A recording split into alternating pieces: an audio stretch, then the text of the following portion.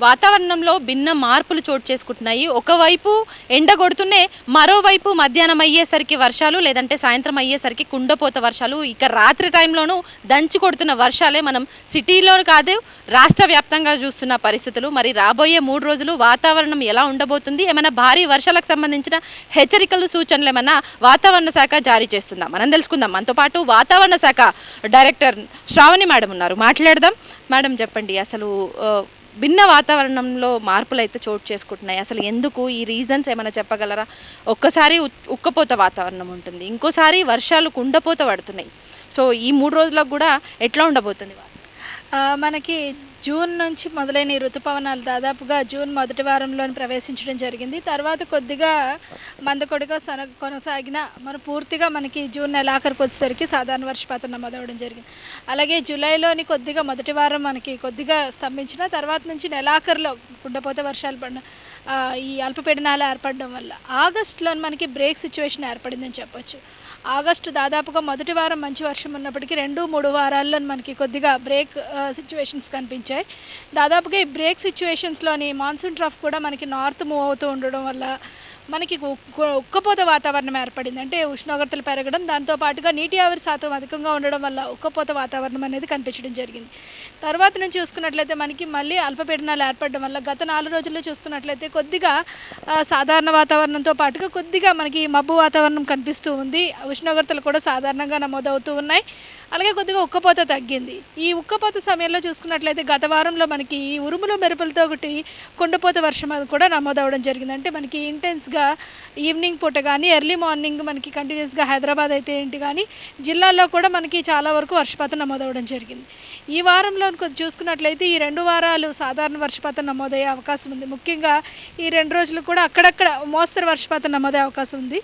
ఎల్లుండి మళ్ళీ మనకి 29న మనకి ఒక అల్పపీడనం అనేది north west central bay of బెంగాల్లో నమోదయ్యే అవకాశం అయితే కనిపిస్తుంది. North east central bay of బెంగాల్లో దీని యొక్క ప్రభావం వల్ల మనకి ఎల్లుండి నుంచి కొద్దిగా వర్షాలు నమోదయ్యే అవకాశం కనిపిస్తుంది. అలాగే అక్కడ 1-2 చోట్ల భారీ వర్షపాతం కూడా నమోదయ్యే అవకాశం కనిపిస్తుంది.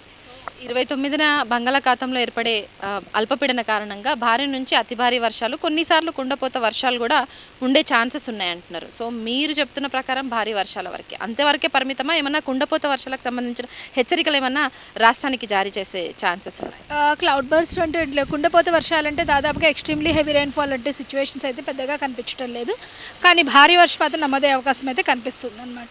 ముఖ్యంగా మనకి నార్త్ ఈస్ట్ సెంట్రల్లో ఉండే అవకాశం కనిపిస్తుంది. అలాగే మనకి నిజామాబాద్, కామారెడ్డి, మెదక్ ఈ పరిసర ప్రాంతాల్లో కూడా అక్కడక్కడ భారీ వర్షపాతం నమోదయ్యే అవకాశం ఉంది. ఉత్తర తెలంగాణ, ఈశాన్య తెలంగాణల మీద ఎక్కువ ప్రభావం చూపించే అవకాశం ఉంది.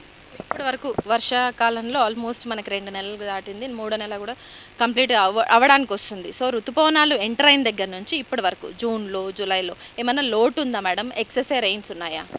మనకి దాదాపుగా లోటు అంటూ లేదు. సాధారణ వర్షపాతం నమోదైంది 13-15% మధ్యలోనే అధికంగా నమోదవుతూ వస్తుంది. ఇప్పటి వరకు ఉన్న జిల్లాల్లో కూడా చాలా వరకు గత వారంలో పడిన వర్షాల వల్ల లోటు కూడా చాలా వరకు తగ్గింది. హైదరాబాద్ పరిధిలో చూడడం మొన్నటి వరకు కూడా చాలా వరకు లోటు ఉండేది, అది కూడా ఈ మధ్యన తగ్గడం అయితే జరిగింది. ఒక సంగారెడ్డి మినహా రాష్ట్రంలో జిల్లాలన్నింటిలోని కూడా సాధారణ వర్షపాతమే నమోదవుతుంది అన్నమాట.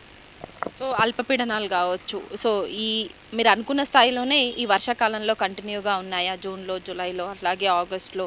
సో ఇప్పుడున్న సిచ్యువేషన్ ప్రకారం లోటు వర్షాలు లేవంటున్నారు. సో ఫర్దర్గా ఇప్పుడు సెప్టెంబర్ మాసం ఎంటర్ అయిన తర్వాత వర్షాలు సమృద్ధిగానే ఉంటాయంటారా? మీరు అనుకున్న మీ ఎక్స్పెక్టేషన్స్కి రీచ్ అయ్యే ఛాన్సెస్, అంటే లోటు వర్షాలు లేకుండా సమృద్ధిగా వర్షాలు ఈసారి సాధారణ వర్షాలే ఉంటాయా? ఎక్సెస్ రెయిన్ఫాల్ ఉంటుందా?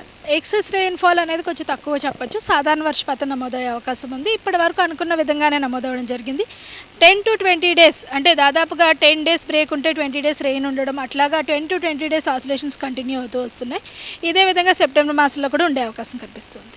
ఇప్పుడు చూసుకుంటే ఈ అల్పపీడన కారణంగా వాతావరణంలో భిన్న మార్పులు అయితే చోటు చేసుకుంటున్నాయి. సో ఆవిరి అంటే వాతావరణంలో కొంత తేమ శాతం తగ్గడం వీటికి రీజన్ అయినప్పటికీ కూడా హైదరాబాద్లో కూడా భిన్న వాతావరణం చోటు చేసుకుంటుంది. దీనికి గల రీజన్స్ ఏమనుకోవచ్చు మేడం? చెట్లు లేకపోవడమా, లేదంటే గ్లోబలైజేషన్ అంటే మీన్స్ రియల్ ఎస్టేట్ వ్యాపారాలు ఎక్కువ కావడమా, ఏమంటారు? మా వాతావరణంలో ఎందుకు ఈ అనిశ్చితి ఏర్పడింది? అనిశ్చితి అనేది ఒక ప్రదేశానికి సంబంధించింది ఉండదు, దాదాపుగా మనకి గ్లోబల్ మీద డిపెండ్ అవుతుంటుంది. అది ఎఫెక్ట్స్ అనేవి రీజనల్గా ఉంటాయి అన్నమాట. అది మనం ఒక్క దగ్గర చేసిన దాన్ని వేరే దగ్గర కూడా మనకి ఒక్కొక్కసారి రిప్లికా అవ్వచ్చు.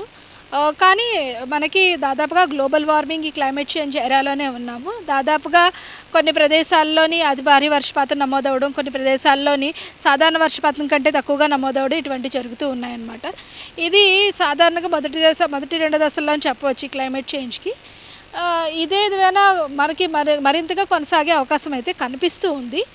కానీ ఇది కారణమని పర్టికులర్గా చెప్పలేమన్నమాట. ఒక్కసారి చూస్తే ఎండాకాలం తీర ఎండలు కొడుతున్నాయి, మళ్ళీ మధ్యాహ్నానికి మబ్బులు కమ్ముకొని మేఘాలు కమ్ముకొని వర్షాలు పడుతున్నాయి. ఇక నైట్ అయ్యేసరికి అందరు పడుకున్న తర్వాత భారీ వర్షాలు కూడా నమోదవుతున్న పరిస్థితులు మనం రాష్ట్ర వ్యాప్తంగా అట్లాగే హైదరాబాద్లోనూ చాలా వరకు చూస్తున్నాం. దీనికి గల రీజన్స్ ఏమంటారు? వర్షాకాలంలో పడే వర్షాలేవి సాధారణంగానే, కాకపోతే కొద్దిగా అనిశ్చితి అనేది ఉన్నది. అధిక వర్షపాతం ఒకే చోట నమోదవడము ఇట్లాంటివన్నీ నమోదవుతున్నాయి అన్నమాట. ఇవి కొంత అనిశ్చితి అని చెప్పవచ్చు. మనకి ఇది కొద్దిగా క్లైమేట్ చేంజ్ కారణం అని కూడా చెప్పచ్చు అన్నమాట. రైతాంగాన్ని ఉద్దేశించి ఈ వర్షాలకు సంబంధించి, భారీ వర్షాలకు ఎస్పెషల్లీ ఎలాంటి అలర్ట్స్ ఇస్తారు? అట్లాగే హైదరాబాద్, ఎస్పెషల్లీ హైదరాబాద్లో వర్షాలు పడినప్పుడల్లా లోతట్టు ప్రాంతాల ప్రజలైతే కొంత భయంకర పరిస్థితుల్లో ఉంటుంటారు. వాళ్ళకి ఎట్లాంటి ఇన్ఫర్మేషన్ ఇస్తారు? దాదాపుగా 2 రోజులు పెద్దగా వర్షాలు ఏమీ లేవు. మనకి 30వ తేదీన వర్షాలు ఉండే అవకాశం ఉంది. కాబట్టి భారీ వర్షాల నేపథ్యంలోని ఆ రోజుల్లో ముఖ్యంగా దాదాపుగా కలుపు పెరిగే అవకాశం ఉంటుంది. కాబట్టి ఈ 2 రోజులు ఉపయోగించుకొని కలుపు తీసివేయడం మంచిది. అలాగే లోతట్టు ప్రాంతాల్లో కొద్దిగా జలమయ్యే అవకాశం అయితే కనిపిస్తూ ఉంటుంది. ఆయా ప్రాంతాల్లో సరైన చర్యలు తీసుకోవాల్సిందిగా చెప్పడం జరిగింది. ముఖ్యంగా రైతాంగానికి అయితే కొద్దిగా ఇరిగేషన్ షెడ్యూల్ కానీ ఇది చేంజ్ చేసుకోవడం అనేది, నెక్స్ట్ వీక్లో పెస్ట్ స్ప్రేస్ అనేవి కొంచెం తగ్గించడం అనేది ముఖ్యంగా చెప్పడం జరిగింది. సో మొత్తానికైతే వాతావరణంలో అయితే భిన్న పరిస్థితులు అయితే చోటు చేసుకుంటున్నాయి, భిన్న వాతావరణాన్ని అయితే మనం చూస్తున్నాము. సో దీనికి వాతావరణంలో ఏర్పడిన అనిశ్చితే కారణం అంటున్నారు. సో గ్లోబల్ వార్మింగ్ కూడా దీనికి ప్రధానమైన కారణంగానైతే వాతావరణ శాఖ అధికారులు చెప్తున్నారు. సో ఈ 29వ తేదీన ఏదైతే అల్పపీడనం బంగాళాఖాతంలో ఏర్పడే అవకాశం ఉందో ఆ ఛాన్స్ వల్ల ఖచ్చితంగా రాష్ట్రానికి 3 రోజుల పాటు భారీ వర్ష సూచన చేస్తుంది వాతావరణ శాఖ. రైతాంగంతో పాటు హైదరాబాద్ వాసులు కూడా అప్రమత్తంగా ఉండాల్సిన అవసరం ఉందన్న సూచనలు కూడా జారీ చేస్తుంది. కెమెరా పర్సన్ రాజేష్తో హరిత, న్యూస్ లైన్ తెలుగు.